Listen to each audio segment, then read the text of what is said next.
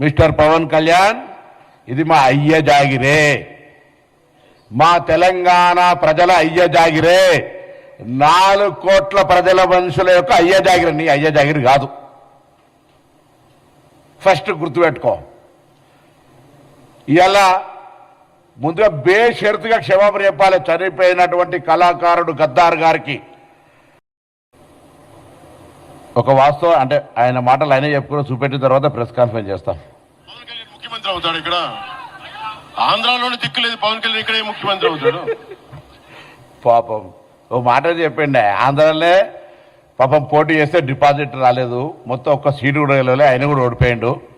ఇప్పుడు ఏదో పొత్తు పెట్టుకొని బీజేపీ, తెలుగుదేశం అండ్ జనసేన కలిస్తే పాపం సాగు తప్పి కన్నులట్ట పోయినట్టు గెలిచిన అని ఆయన. నేను it is not my words, మళ్ళీ ఒకసారి వినండి.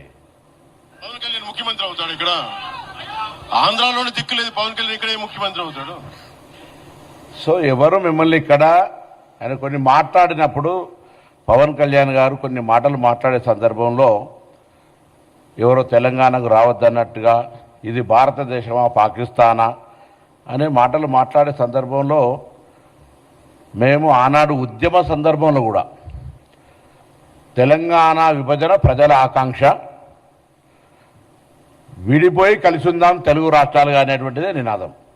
ఇవాళ కూడా 12 సంవత్సరాల్లో ఎవరం కూడా ఆంధ్రప్రదేశ్కు సంబంధించిన వాళ్ళు ఇక్కడ ఉండొద్దనో వ్యాపారాలు చేయొద్దనో, అమెరికా వాళ్ళు ఇన్వెస్ట్మెంట్సే చేస్తారు ఇక్కడికి, ఆంధ్రప్రదేశ్ పెట్టుబడి ఎందుకు పెట్టేస్తారు? మీరు అంటారు కావచ్చు తెలంగాణ పెట్టుబడులు ఆంధ్రకు రావుతారు. ఇంకొక మాట చెప్తున్నాను, మిస్టర్ పవన్ కళ్యాణ్, ఇది మా అయ్య జాగిరే, మా తెలంగాణ ప్రజల అయ్య జాగిరే, 4 కోట్ల ప్రజల మనుషుల యొక్క అయ్య జాగిరి. నీ అయ్య జాగిరి కాదు, ఫస్ట్ గుర్తుపెట్టుకో. ఇలా ముందుగా బేషరతుగా క్షమాపణ చెప్పాలి చనిపోయినటువంటి కళాకారుడు గద్దార్ గారికి. గద్దార్కు కారు కొనిచ్చినా అని చెప్పి చనిపోయిన వ్యక్తుల గురించి మాట్లాడడమే అప్రస్తుతం. ఒక కళాకారుడు, ఒక భావజ్వాల వ్యాప్తికి సంబంధించిన వ్యక్తి చనిపోయి అమరుడై అతన్ని మేము ఈరోజు తెలంగాణ ఉద్యమానికి సంబంధించినటువంటి ప్రజాస్వామికవాదిగా ఆయనను గౌరవించుకునే సందర్భంలో ఆయన కారు కొట్టించిన అని చెప్పి ఈరోజు నేను తెలంగాణలో ఉన్నటువంటి అన్ని దళిత వర్గాలు ఒకసారి ఆలోచన చేయాలి. ఆయన అహంకారం ఇయ్యాల కూడా మేము ఏ అహంకారానికి వ్యతిరేకంగానైతే పోరాడినామో, ఏ దురహంకారం అయితే మా మీద ఆధిపత్యం చెలాయించద్దనుకున్నామో అదే దురహంకారము, అదే ఆధిపత్యంతో ఇలా మాట్లాడుతూ ఉన్నాడు. మేము ఎన్నడూ కూడా చెప్తున్నాం, ఇవాళ కూడా రాజకీయ పరంగా ప్రజాస్వామిక భారతదేశంలో తెలంగాణ కూడా అంతర్భాగమే. మేము కూడా అనేక సందర్భాల్లో ఆంధ్రాకి వెళ్తాము. Andhra, Telangana is a separate states, Telugu రాష్ట్రాలు.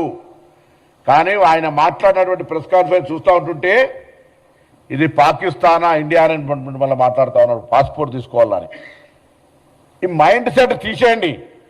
ఆయన శాసనసభలు ఉన్నారు, ఇలా పార్లమెంట్ గురించి ఐడియా లేదు. నేను పార్లమెంటు తెలంగాణ బిల్ అయ్యే సందర్భంలో ప్రత్యక్ష సాక్షి.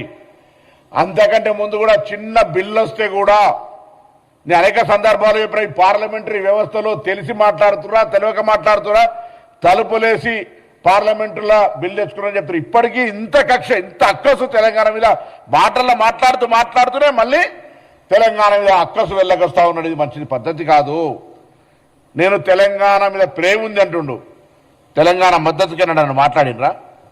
తెలంగాణ అమరవీరులు చనిపోతుంటే వాళ్ళకి ఎప్పుడైనా నువ్వు సంఘీభావం, అరే ధైర్యంగా ఉండండి తెలంగాణ పోరాడి తెచ్చుకోవాలని చెప్పినావా? అవహేళన చేసినావు. తెలంగాణ ఏర్పడితే 11 రోజులు అన్నం తినలేదని చెప్పినటువంటి వాడివి, తెలంగాణ ఏర్పాటును అవమానించినటువంటి వ్యక్తివి. ఇలా మీరు మాట్లాడితే ఎట్లా? మళ్ళీ రాజకీయంగా వక్ర భాష చెప్పేటువంటి ప్రయత్నం జరుగుతోంది. అలా వారు పక్కకు మాట్లాడిన కొద్దీ తాపకొక స్లిప్పిట్లు వస్తూ ఉంది.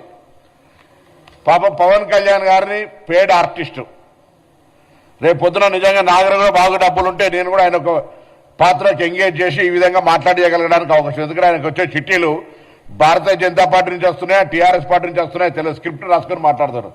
భావజ్వాల వ్యాప్తి ఉంటే, తెలంగాణ నరనరాన గుండెల్లో ఉంటే నేను ఎవరిని అవమానిస్తాను ఆంధ్రప్రదేశ్ ప్రజలను కూడా.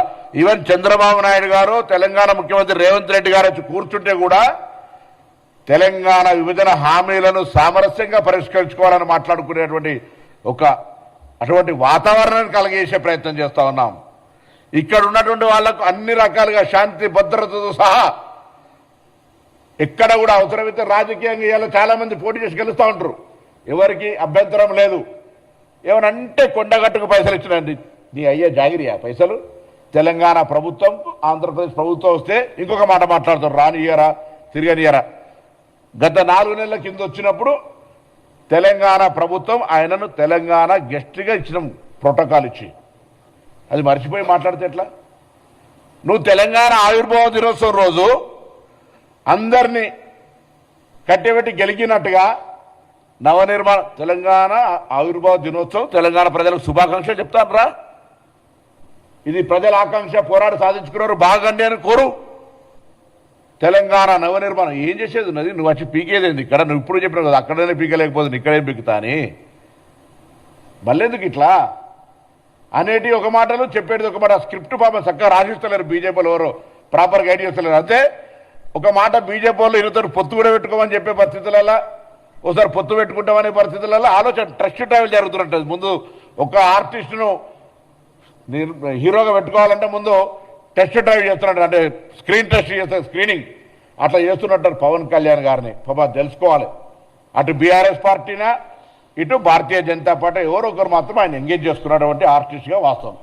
2009లో ఎమ్మెల్యేలు తిరిగినప్పుడా 2014 ఎన్నికలప్పుడు తిరిగినా జనం వస్తుండొచ్చు. మా ప్రేక్షకులు సినిమా ప్రేక్షకులుగా నటుడిని గౌరవిస్తే ఈలలు కొడితే అదంతా నా బలం అనుకునేటువంటి పరిస్థితి ఉంటుంది. మీరు అన్నట్టుగానే ఆంధ్రాలోనే నువ్వు గెలవలేకపోయినావు, ఇక్కడ వచ్చి ఏంది ఇదంతా? మళ్ళీ చెప్తాను, పవన్ కళ్యాణ్ గారు ఇక్కడ తెలంగాణలో రావడానికి పోవడానికి సంబంధించిన మాకేమటువంటి అభ్యంతరాలు లేవు. కానీ ఆవిర్భావ దినోత్సవం రోజే గెలికి నవనిర్మాణం పెడతా అంటే చూస్తూ ఊరుకోవడానికి కూడా సిద్ధంగా లేరు.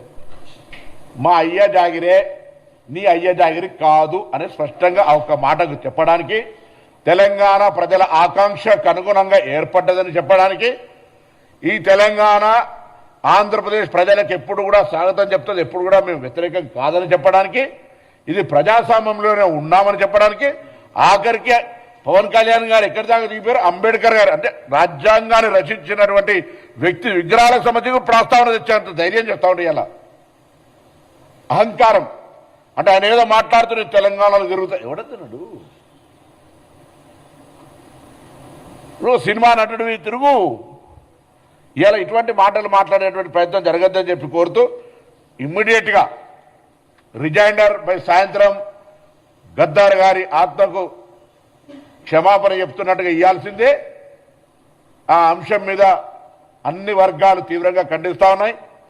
అదేవిధంగా మేము తప్పకుండా మరొకసారి చెప్తా ఉన్నాం, ఈరోజు ఇదంతా కూడా డెఫినెట్లీ మేము ఎన్నడూ కూడా తెలంగాణ వాళ్లకు తెలంగాణలో ఆంధ్రలకు పని ఏం లేదు అని మేము ఎన్నడూ అంటలేము. ఇది ఫెడరల్ సిస్టమ్, డెమోక్రటిక్గా ఇది హైదరాబాద్ లింగ్విస్టిక్ హెడ్ క్వార్టర్. అన్ని భాషల వాళ్ళు ఉంటారు, అన్ని వ్యాపారాలు ఉంటారు. ఎన్నడూ కూడా నేను హైదరాబాద్ ఇన్ఛార్జ్ మంత్రి చెప్తాను, నీకు ఇక్కడ ఏం ఇబ్బంది లేదు, ప్రొటెక్షన్ అందిస్తాం కానీ ఇక్కడ వచ్చి గెలుకకు అనవసరంగా తెలంగాణ ఆత్మ గౌరవాన్ని ఆ భావాన్ని రెచ్చగొట్టే ప్రయత్నం చేద్దని నేను కోరుతాను.